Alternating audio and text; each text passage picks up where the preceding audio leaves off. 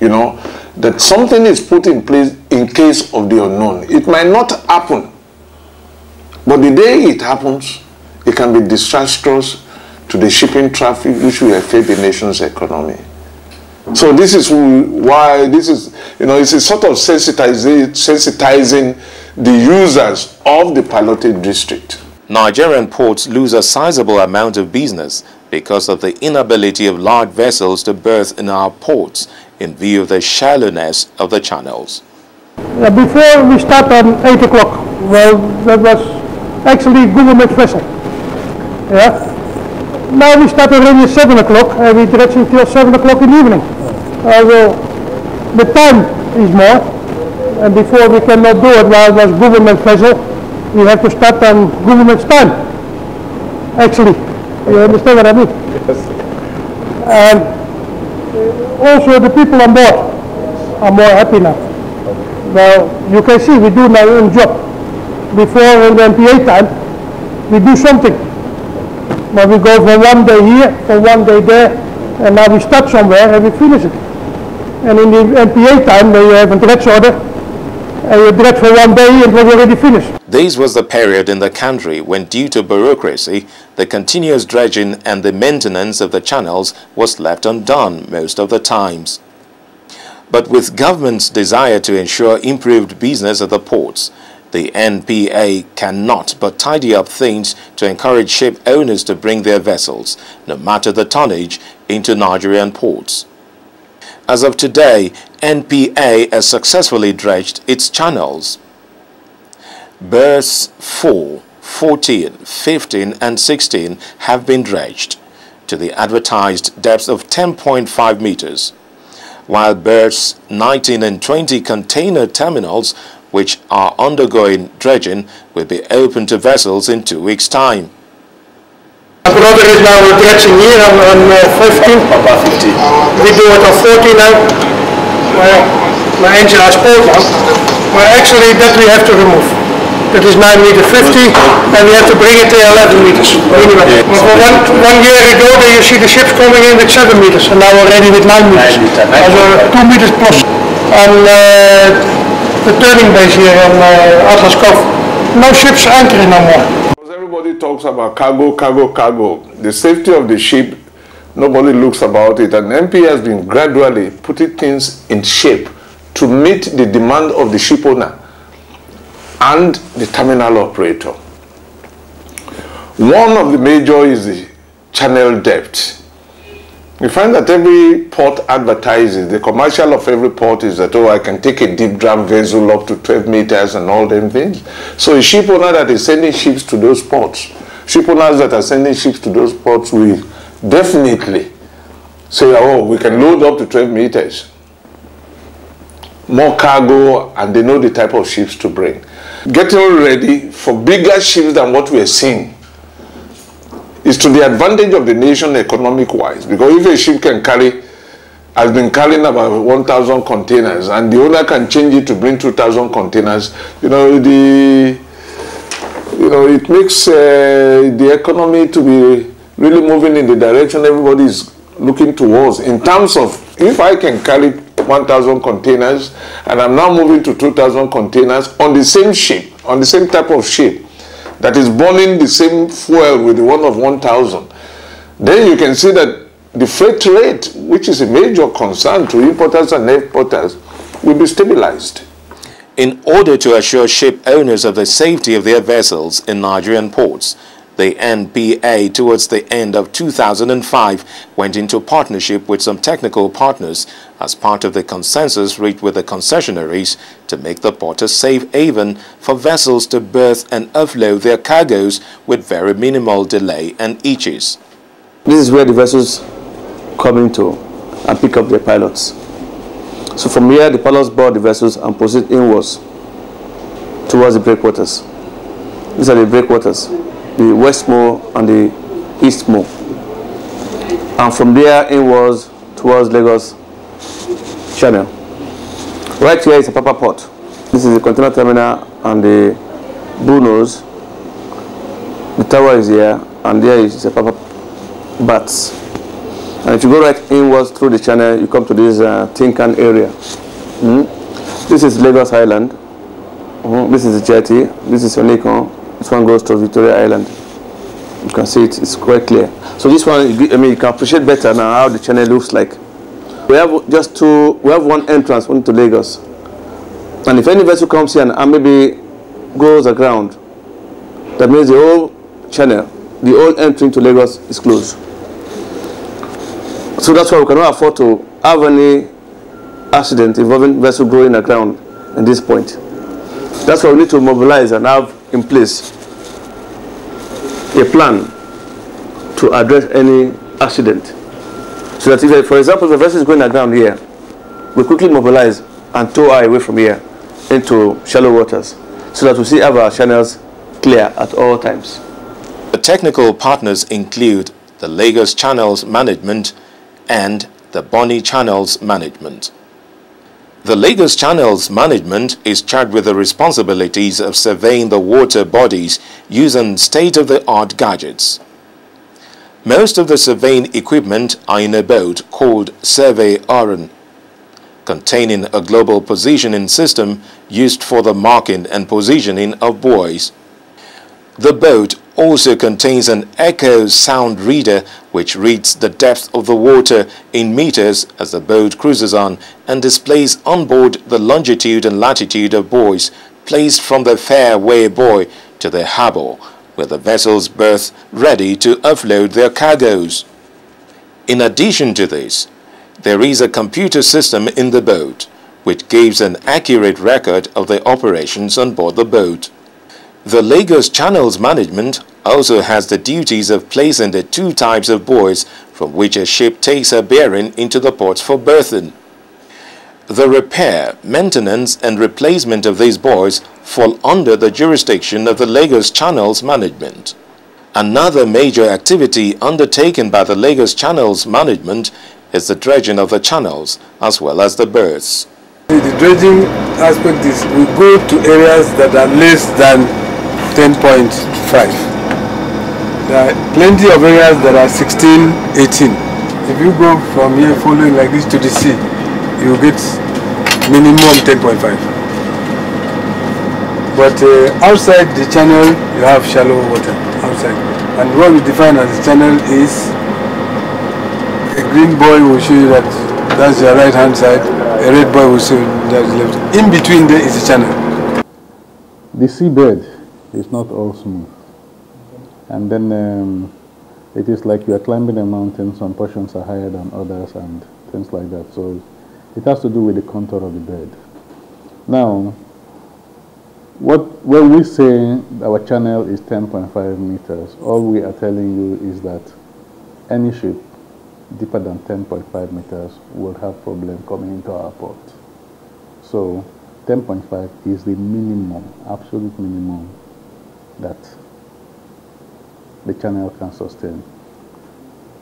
When you come in through the breakwaters, you come to the Commodore Pool. At the Commodore Pool, it can sustain 12 meters, about 12 meters. For now, we have in excess of advertised drift. That is 12.5 that side and then 10.5 inside. So it's actually in excess of advertised depth. We start by 9 meters. Then also on the quay side was approximately 8:30, and now ships can come in already by 9 meters deep. Now we've dredged till 11 meters, and when this is finished, then we go to 12 and now 15 meters. The key players in the navigational activities of the Nigerian Ports Authority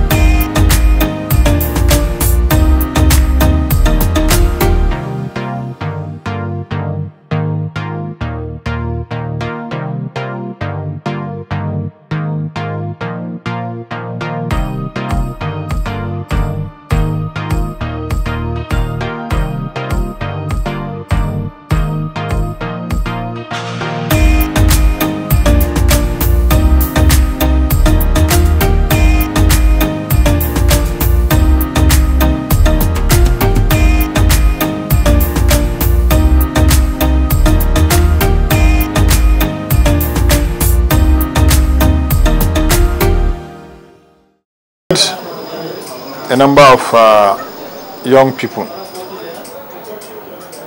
young graduates, some from Oron, some from other maritime institutions, that we want to train into full-grown pilots for the organization.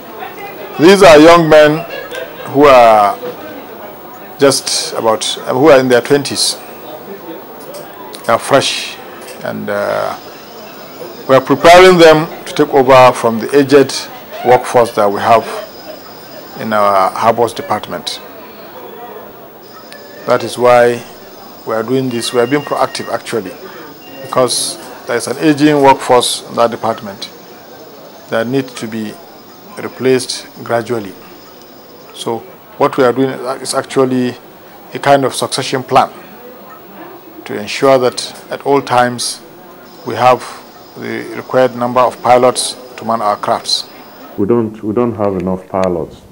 We've got most of the pilots working with us now have actually served their term and retired from Nigerian Ports Authority, but they're presently back on contract because of the lack of pilots to work with, so we don't have enough at all. And if you look at it, we've gotten ourselves into this position because of the lack of training of pilots, and I'm really happy with the management that they've recognized that they have to do something about it, and they've actually done something about it. That's how we're able to get those youngsters, to come on board and join and train to fill up the gap. You see, the issue of pilotage has got to do with local knowledge. And before you come into the game, I'd rather talk about the minimum qualification. Okay. But you see, it used to be a master mariner's game. You get a master mariner, give him the local knowledge, then with his ability to handle ships and ship's knowledge and that local knowledge, he becomes a pilot. But if you look at it around the world now, and our port is not an exception, we're having problems of being able to train enough master mariners to go around the demands of the maritime sector. So we have this problem of getting the master mariners. So like other ports have done, we have actually gone down to look around and see what other ways to be able to train pilots. And the management did a lot of consultation in this regard and had a series of meetings, and we're able to come up with recruiting youngsters from the nautical colleges, OND, give them a focused training, pilotage training. So much experience as of now. First of all, start from the classroom, which was our introductory course. The word pilotage, I would say it's strange to me initially, but now there is a lot of trade, which starts from the pilot itself. A pilot is someone who has the local knowledge and technical know-how of any ship, the ability to handle a ship and bring it or maneuver it in a channel to a safe berthing. A lot concerning the vocabulary they use on the VHF radio, which is, let me say, was not very clear to me. But now I learned more of the technical know-how on how you communicate while maneuvering. We talk about the rules of the road, which was, as in, read and pass in the class during my school days. But now I learned more of it. There are things you need to do while maneuvering. You abide to the rules of the road to prevent collision. And you talk about the practical itself. If the vessel, the length, let me say the size of the vessel you're about to handle, the draft of the vessel you're about to handle, all these things were never into consideration to me. But now I've understood little, if not all, because I'm still learning and I'm ready to be trained. The training of marine pilots is one of the many measures being adopted to perfect the emergency plan for pilotage of the NPA jurisdiction. Yeah, the benefit is not particularly targeted at the terminal operators. It is targeted for the entire port sector because they are expected to man our tugboats so that when vessels are coming into our channels, they are expected to go in and bring the vessels, bath them. After they finish discharging the cargo, they will pull them out and take them back out of the channel. So it's for the entire maritime sector, and of course the nation will benefit immensely if we have Nigerian trained pilots. But we have always had Nigerian trained pilots, and we don't expect foreign pilots to come and man our tugs and other vessels. Yeah, the idea of us having a continuity in this plan, that's why we have other bodies apart from MPA that are involved in this. The Navy is going to be involved, the NMA is going to be involved, and other shipping companies involved in maritime affairs within our territorial waters. They are all going to be involved. Because a vessel does not apply only to Nigeria, it's an international body. A vessel coming into Nigeria is flying on a different country, different nationality flag. So the other countries are also involved. They also want to know what is happening in Nigeria. So it's not limited to only Nigerian Port Authority, where they're okay, if Nigerian Port Authority is not there tomorrow, the plan fails. No, you cannot afford to fail. Nigeria may have started its port reforms program much later than its West African neighbors like Ghana, Cote d'Ivoire and Benin Republic. But with the measures being put in place for the success of the concessioning, it is only a matter of time before the nation regains its rightful position as the hub of port activities in sub-Saharan Africa.